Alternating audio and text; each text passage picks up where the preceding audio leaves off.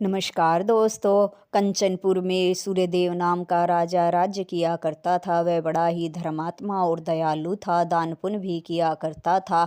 महात्मा और ऋषियों का सम्मान किया करता था। रानी भी स्वभाव से बड़ी अच्छी थी और दान पुण्य किया करती थी। लेकिन राजा रानी के कोई संतान नहीं थी। बस यही दुख राजा रानी को था कि उनके जाने के बाद उनके राज्य का क्या होगा। रानी बड़ी ही दुखी रहती थी। हजारों मंदिरों में मन्नतें मांगी लेकिन कुछ फ़ायदा नहीं हुआ। राजा भी अपना अकेलापन दूर करने के लिए शिकार खेलने जाया करता था। एक दिन जब वह सैनिकों के साथ जंगल में शिकार खेलने गया तो सैनिक तो पीछे रह गए। राजा आगे निकल गया। तभी उसे एक बच्चे के रोने की आवाज़ सुनाई दी। आवाज़ की तरफ राजा घोड़े को दौड़ाता हुआ चला गया। तभी उसने देखा कि एक नवजात शिशु को दो लोग मारने की कोशिश कर रहे हैं, पर राजा को देखकर वे दोनों उस बच्चे को वहीं छोड़कर वहां से भाग गए। राजा ने बच्चे को उठाया। वह एक सुंदर कन्या थी। राजा के गोद में उठाते ही वह चुप हो गई। राजा उसे लेकर जंगल से बाहर आ रहा था। तभी उसके सैनिक भी उसे मिल गए। राजा कन्या को लेकर राजमहल में पहुंचा। कन्या को जब रानी को दिया तो रानी उसे देखकर बड़ी खुश हुई और कहने लगी, महाराज ये किसकी कन्या है। राजा ने जंगल का सारा हाल रानी को कह सुनाया। तभी रानी कहने लगी, शायद भगवान की यही मर्जी थी कि ये कन्या हमें मिले और हम ही इसके माता पिता बनकर इसका लालन पालन करें। तभी राजा कहने लगे, रानी आप सही कह रही है, भगवान ने हमारी संतान की कमी को पूरा कर दिया। तभी रानी कहने लगी, इस कन्या का हम नाम क्या रखेंगे। राजा ने कहा कि इस कन्या का नाम हम विशाखा रखेंगे, ये हमारी राजकुमारी बनेगी। अब राजा रानी बड़े प्यार दुलार से राजकुमारी विशाखा का लालन पालन करने लगे। धीरे धीरे राजकुमारी विशाखा बड़ी होने लगी। राजा ने उसे वेद शास्त्रों का अध्ययन कराया, तीरंदाजी, तलवारबाजी, सभी शस्त्र विद्याएं भी सिखा दी। अब राजकुमारी विशाखा जवान हो गई थी। अब राज्य कार्यों में भी राजा का सहयोग किया करती थी। वह बड़ी ही चतुर और बुद्धिमान थी। राज्य की प्रजा भी राजकुमारी विशाखा को पसंद करती थी, क्योंकि राजकुमारी से प्रजा कभी भी मिल सकती थी, कोई रोक टोक नहीं थी। एक बार मंत्री ने राजा को आकर बताया कि राज्य में भीमसेन नाम का डाकू आया है और उसने राज्य में आतंक मचा रखा है। राजा ने कहा, अब वह अचानक से कहाँ से आया। मंत्री कहने लगा, ये तो हमें नहीं पता, लेकिन वह उन्हीं घरों में जाता है जिन घरों में जवान लड़कियां होती हैं।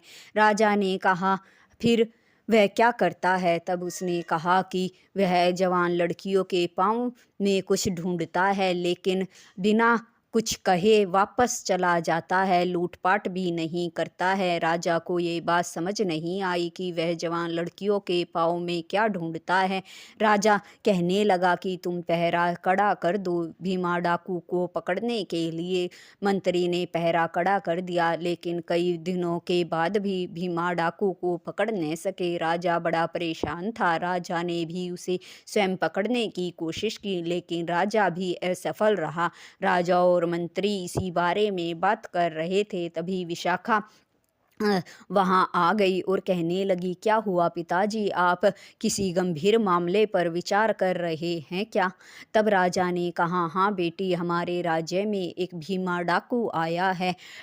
तब राजकुमारी ने कहा, फिर क्या सैनिक उसे पकड़ नहीं पाए। राजा कहने लगा, वह डाकू जो है लूटपाट तो नहीं करता, वह उन्हीं घरों में जाता है जिन घरों में जवान लड़कियां होती हैं और उनके पाँव में कोई निशान खोजता है और न मिलने पर वापस बिना किसी को कुछ कहे चला जाता है। लेकिन इस बात से राज्य के लोग बड़े घबराए हुए हैं। वह किसी भी समय उस घर में चला चला जाता है। जिस घर में जवान लड़कियां होती हैं, राज्य के लोग बड़े परेशान हैं। हम अपनी कोशिशों के बावजूद भी उसे पकड़ नहीं पाए। अब राजकुमारी विशाखा कहने लगी, फिर तो पिताजी वह कोई डाकू नहीं है, वह जवान लड़कियों के पाँव में कोई चीज़ ऐसी ढूंढ रहा है जो उसकी खो गई है। अगर वह लूटपाट नहीं करता तो वह किसी की तलाश में है। राजा कहने लगा, तुम ये क्या कह रही हो? राजकुमारी विशाखा कहने लगी, पिताजी आप उसे पकड़ने का जिम्मा मुझे सौंप दीजिए। कल मैं आप उसे पकड़कर आपके सामने पेश कर दूंगी। राजा कहने लगा, ठीक है राजकुमारी, मैं ये कार्य तुम्हें सौंपता हूँ। तब राजकुमारी विशाखा ने मंत्री से कहा कि सारे राज्य में ये ऐलान करवा दो, कल संध्या पूजा में ये राज्य की सभी इस जवान लड़कियाँ शिव जी की पूजा करेंगी। सारे राज्य में ये ऐलान करवा दिया गया। भीमा डाकू को जब इस बारे में पता चला तो वह बड़ा खुश हुआ।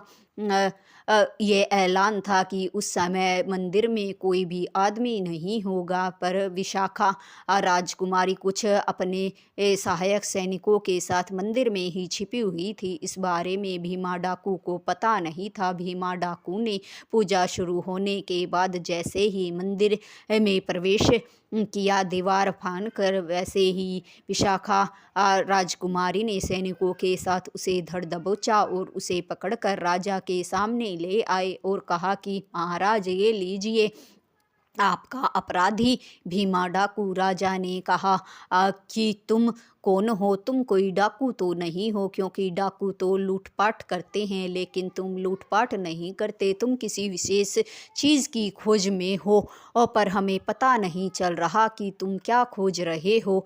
और तब भीमा डाकू ने कहा, महाराज आप सही कह रहे हैं, मैं कोई डाकू नहीं हूँ। पहले मैं भी एक धनी सेठ था। मेरी एक कन्या थी, जिस नवजात कन्या को मेरे शत्रुओं ने उठा लिया था और उसे उठा कर ले गए। उसके वियोग में मेरी पत्नी चल बसी। उसी दिन से मैं अपनी कन्या की तलाश कर रहा हूँ। राजा ने जब ये बात सुनी तो राजा भीमा से कहने लगा, क्या ये बात 18-19 साल पहले की है? तब भीमा डाकू ने कहा, हाँ महाराज, करीब 18 साल पहले ही मेरी कन्या को मेरे शत्रु उठा ले गए थे। तभी से मैं अपनी कन्या को अलग अलग राज्यों में जाकर खोजता हूँ, क्योंकि मेरी कन्या के पैर में एक कमल का निशान है जो जन्म से ही उसके पाँव में था। अब वह जवान हो गई है तो वह निशान अब भी उसके पाँव में होगा। यह बात सुनकर राजा भीमा डाकू से कहने लगा, तो तुम्हारी जो खोज थी वो सफल हुई, क्योंकि जिस राजकुमारी ने तुम्हें पकड़ा है वही तुम्हारी बेटी है, क्योंकि इसके पाँव में गुलाब का निशान है। भीमा डाकू ने राजकुमारी का पाँव देखा, बड़ा खुश हुआ कि महाराज आप सही कह रहे हैं। तब राजा से भीमा ने पूछा कि आपको ये कहाँ मिली? तभी राजा ने बताया कि 18 वर्ष पहले कुछ लोग इसे जंगल में मार रहे थे, तभी मैंने इसे बचाया था और तभी से इसे अपनी राजकुमारी बनाकर पाला है। यह बात सुनकर भीमा डाकू ने राजा का धन्यवाद किया कि उसकी बेटी को राजा ने राजकुमारियों की तरह पाला और उसकी बेटी का जीवन बचाया। इसके लिए भीमा ने राजा का शुक्रिया अदा किया। राजा ने भीमा से कहा कि अब तुम्हारी क्या इच्छा है? क्या तुम अपनी बेटी को अपने साथ ले जाना चाहते हो? भीमा ने कहा, नहीं महाराज, अब से ये आपकी ही पुत्री है। अब मेरे जीवन में कोई इच्छा नहीं है। अब मैं प्रभु की भक्ति करना चाहता हूँ। तभी राजा ने कहा, तो ठीक है, हमारे राज्य का जो मंदिर है उसी में रहकर तुम भगवान की भक्ति करो। भीमा ने कहा, ठीक है महाराज। भीमा मंदिर में भगवान की भक्ति के लिए चला गया। राजकुमारी सोचने लगी कि राजा कितने दयावान और धर्मात्मा हैं, जिन्होंने एक कन्या को अपनी पुत्री की तरह पाला और उसे एहसास तक नहीं होने दिया कि वो उनकी अपनी संतान नहीं है। उसकी नज़रों में राजा का मान भगवान के समान हो गया। कुछ समय के पश्चात राजा ने राजकुमारी विशाखा को अपना उत्तराधिकारी बना दिया और वो भी भगवान की भक्ति करने लगे। और उसके बाद राजकुमारी ने सारे राज्य की बागडोर संभाल ली। कहानी आपको अच्छी लगी हो तो लाइक शेयर और सब्सक्राइब ज़रूर करें। धन्यवाद दोस्तों।